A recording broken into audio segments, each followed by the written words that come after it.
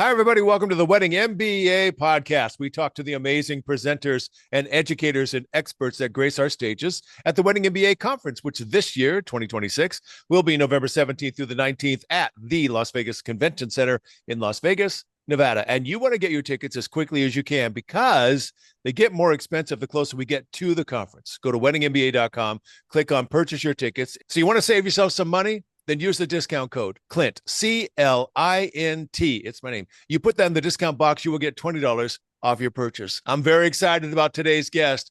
Oh my gosh, she's been on here a number of times, and every time she graces us with her presence, she also shares her incredible knowledge and intellect. She is the one and only Shannon Tarrant. How are you, Shannon? So excited to be back and for Wedding MBA this year. Oh my gosh, it's going to be awesome. Shannon, tell everybody what you do and where you are. Yeah, I'm a wedding sales strategist. So I focus on working with businesses within the wedding industry specifically that really need the help on their sales, whether it's converting leads to bookings, helping to get more appointments, looking at the lead funnel, just finding all the holes in the funnel. And I'm based here in Central Florida. Central Florida. All right, then. So that means everybody, if you reach out to Shannon, just be aware she's on Eastern time. Always. All right. Now, if you're joining us for the first time, I want to give you a little inside scoop. If you go to weddingmba.com and you click on seminars, there's a little link for the PDF of the entire schedule. And that's what you want because that's where all the really good information lies. And if you scroll all the way down to Thursday at 10 a.m., you will see Predator. Steal couples from competitors. Oh, this is intense with Shannon Tarrant. Why don't you just jump in any way you want to? Go ahead. Yeah, I think when we look at the sales process, one of the easiest fixes for a business is to really figure out how do you differentiate yourself? What makes your business different and unique and why couples should choose you? And there's a big faux pas in the small business side of the wedding industry. Sometimes we think a little too micro and not big business enough. And part of that is doing the comparison in between the other vendors and businesses in your market that you're getting compared up against. And so we're going to work through this session and teach people how to fix all that. All right. I want to make sure that I'm clear on the Yeah. thinking big and thinking small concept that you've just put on the table. If you're thinking of your competitors, are you thinking bigger than you normally do? Are you saying that running the business day to day can make you kind of think small and not really think about the greater scope of your business? Yeah, I think sometimes we look at from a small business and a community perspective, which a lot of cities across the country have wonderful wedding communities. I think we think things like, oh God, I can't go in and like shop my competitors or have conversations with my competitors or really like dig in to understand. All people look at and businesses look at a lot of times is what they can see on social media or what they see on a website. And sometimes there's deeper and more than that. And so if you were a brand like Coca-Cola, they spend all their time as a huge business looking at what's Pepsi doing, what's this brand doing, what's the other drink companies doing. And as small businesses, we don't have as much time. So we spend so much time in our own head about looking at only maybe what we're doing or that perception versus reality of what we see on social media and not really getting to the nitty gritty as to why are you losing business to these competitors. I like that. I like that you're going to say not everything you see is reality. So I'm guessing that that means numbers because it seems that math don't lie. What are the things that you're going to look for in regards to the competitors and how they relate to each individual business? Yeah, I think pricing and offerings is a factor of that. But I think we've got to get out of our own heads of you seeing because someone posts on social media a whole lot more than you, that they're doing so many more weddings and so much more, so many more events than you. It's really kind of getting to the nitty gritty, not only of what is the reality of your market itself, how many weddings are actually happening in your market that you have a chance and a shot at.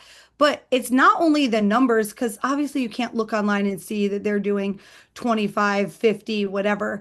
It's really about understanding why people are choosing them and why they're choosing that, what makes them unique and different from your business. So you can position that from a sales perspective. I would think that you take advantage of the positive in regards to, okay, they can offer that, but we're going to Yep. offer this. And the more you can define that, the more you're going to find your client. Is that fair? Absolutely. It's definitely a factor of what do we have that they don't have? But when we find, when we really start digging and I start working with venues and wedding businesses, is there's probably like an 80% overlap.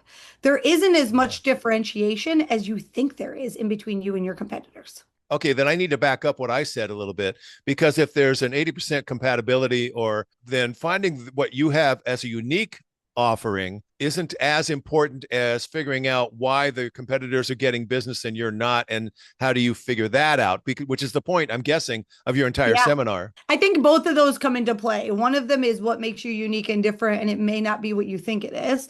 So, for example, I have a florist that I worked with that her differentiator, when we took the time to stop, she reached out to all of the venues that actually refer her. And she asked the venues and the planners that send her the business now, what do they say about her when they say why you should reach out to her? And like, what do they think makes her different? Because B2B, business to business, we look at things through a different lens. And the biggest thing she found out was that as a florist, she was turning proposals really fast. Like couples would meet with them, she would get the proposal done in front of them, and they would leave with the proposal. Whereas other florists in the area were taking 2 and 3 weeks to get the proposal to the couples, and the couples were Wow. losing patience. And so it had nothing to do with the flowers. It was about the customer. It wasn't the price point. It was about the service. And she didn't realize that that wasn't how everybody did it. So sometimes there is really a unique differentiator, but I think a lot of times it's not what you think it is as a wedding business. In that particular example, the florist didn't have to change anything. Imagine the confidence and how great she felt about the way she was conducting her business. I just think that's awesome. When you find out, Yeah. when you find something that's working that you didn't realize was working as well as it does. Did I hear that right? Yes. And the only change we actually made was on the B2C side. You know, when she was continuing to network and build relationships, she actually leaned in to be able to tell new planners she met with and new venues she met with, because she didn't realize that was a pain point they were having. But we actually really leaned into it on the B2C side. So as she was looking at what she posts on social media, the wording on her website, she really started to realize, if that's such a huge pain point for the couples when it comes to working with other vendors, I'm going to start saying about how we do that differently. So she stopped focusing on talking about the beautiful florals and the unique centerpieces and whatever. And she really started talking about the process of what it was like to work with her business. She didn't really have to change anything other than the marketing message, which would lead to faster sales. So, what I just heard you say is that she found out the uniqueness of her business from the positive standpoint through talking to other people in the industry. But then she decided to send that message out to the consumer and change her branding to say that same message. And it had Yeah. nothing to do with the product itself. It had to do with simply communication. Did I hear that right? Yeah, and that's a big part of the dig when you're digging in on these things, is that, one of the easiest ways is to grab all of your reviews, put them into AI, and ask it to look for the reasons why people choose you. Unfortunately, as couples, it's the first time they've planned a wedding. So a lot of times they're going to say the same things. The food was delicious. They were fast to respond. The service was lovely. And all of that like is great, but that's your 80% overlap. Where the real like dig can be is if you're somebody who's been in the industry a while, like you want to start asking the people who are referring you, or even your previous clients, what would you say to your cousin who's getting married as to why they should call us? Not just what they'd put in a Google review. You want to really like get deep into it. You are looking for those commonalities, but you need the commonalities that everybody agrees with that are different than what your competitors actually can say. When you work with your clients, do they get shy about reaching out to other professionals? Tell me about me, that sort of thing. Is there Yeah, is of there a course. proper way to phrase that, to approach that so you get that feedback? Yeah, I think that's such a really great question, Clint, because it is a factor of like, oh, it feels really self-serving. And I'm like, yeah, but that's the point. These people are already sending you business. They're already fans of your business. They want to see you succeed.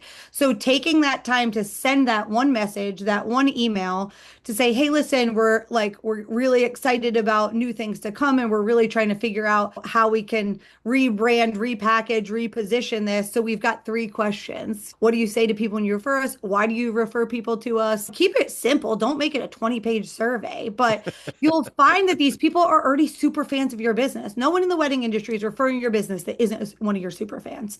So when you ask them, yeah, you might have to ask once, twice, and be like, if it's a great time, give them a due date. I need it by. So, you might have to poke them a second time because everyone's inbox backs up. But you'll find that most of the time, even if you emailed 30 people and 10 replied, that's enough for you to start to look for the commonalities there. That's true. That's absolutely true. I like the way you phrase that. If you email 30 people and only 10% or 15% respond, you still have something that you can build on. Did I hear that right? Absolutely. Yeah, absolutely. That's awesome. I really like this, Shannon. Give me something else in regard to how you can better position yourself compared to your competitors. I mean, I think there's a huge factor about becoming a part of your local wedding community. And when you look at the fact that there are lots of people, but our communities tend to be very collaborative. So I think getting to know and really understand your competitors and having those conversations with them, whether you're going out to local networking events, we've got the caterers in our market. They all actually get together once a quarter. They all like come together and they talk about the venues in the area, challenges they're having. Sometimes they share staff when it comes to like, I have a huge event and I need a few extra people. Who's got people? I think that there's an opportunity when it comes to, yes, looking at how are we going to book the business from them, but really gathering that data through actual conversations of people that you would consider to be a competitor. Because maybe a pain point you're having is only a you pain point in the sales process. But when everybody's having the same problem, it makes you feel a little bit better and you can say, okay, well, how do I work through it? You know what I like about that is that in a networking scenario, if you're having a casual conversation, if you go to somebody that you want to work with, but you don't have a relationship yet. If you say, by the way, I do X, Y, and Z in the business, what bothers you the most about the other people that provide that service?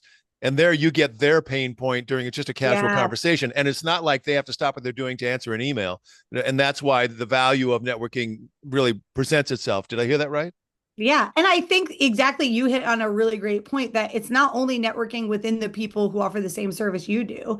It's if you're trying to build a relationship with a venue, for example, and you're a DJ and you're at a networking event, and instead of walking up to them and doing what everyone else does and says, hey, how do I get on your list? I used to love to ask the question when I was in catering, and I'd say, what is one thing that caterers do that makes you crazy? That you're Yes, like, God, exactly. I wish, like, what's the one thing that they do when they come on site at your venue that you're like, and sometimes they would say things that I'm like, oh God, we can do that. And I didn't say it out loud. I said that one on the inside, but I'd be like, oh my God, we do that. And I'd be like, I never even thought. And I would say, why is that an issue? Why is that a problem at your venue? And sometimes it was logistics specifically to their venue, but it gave you insights about, you want to build those relationships with planners and venues and other vendors. When you're trying to differentiate from your competitors, if they aren't asking those questions, it's really easy to set yourself apart as somebody who really cares about being a good partner. You know what else I like about this is now we're talking about how can you reduce the pain points for the people that refer you, and Mhm. then you change your marketing that goes D2C. But you know what's interesting is that if you change the marketing that goes like on all of your channels, whether it be social media or your website or whatever, if another professional is trying to vet you, then they're going to get that same message through the marketing that you're trying to get to the clients. They can see that the pain point is being addressed. I just love that this goes full circle. I like that a lot. So many of the businesses that I talk to right now, the couples are just getting stuck in the funnel. As a professional and as an educator, we're all hearing the same thing. They're ghosting me. They're not replying. They're taking too long. They're last minute rock stars. Well, I've got all these 20-year-olds in my life that are getting married right now, and it's our fault that they're doing that. We've set these crazy expectations. They can't tell the difference in between business one and business two and business three. They're looking at it and they're like, why would I pick one over the other? Everything is looking too much of the same. And so when you're not really separating yourself from your competitors and stop thinking about it from a place of, oh, I can't shop people and learn enough about the business. And I'm going to stay in my own lane. I hear that all the time. I'm like, how do you stay in your own lane if you don't know who you're selling up against? Like, you've got to gain that knowledge to really make it so clear for the couples to say yes to your business.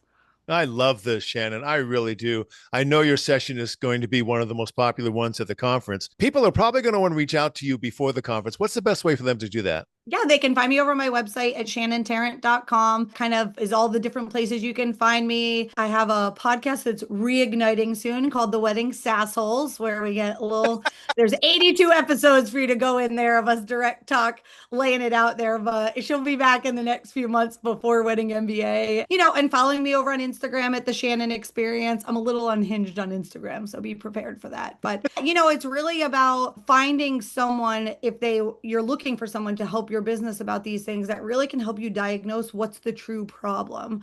So before you worry about adding more of this or spending more money over here, you've got to figure out where is your sales funnel broken. Well, this is fantastic, and I'm really excited about seeing you again in November. Thank you very much, Shannon. Excited to see you soon. All right, everybody, there you go. That's the way it works at the Wedding MBA conference. We don't goof around. We want to give you the information that you need to grow your business the way that you want to grow it. But you're not really going to take full advantage of the information unless you go to the conference. So go to weddingmba.com, click on purchase your tickets, use the discount code CLINT, CLINT. It's my name. You put down the discount box, you will get $20 off your purchase. That's it for this episode of the Wedding MBA podcast. This is Clint, and on behalf of Shannon, we will see you next time.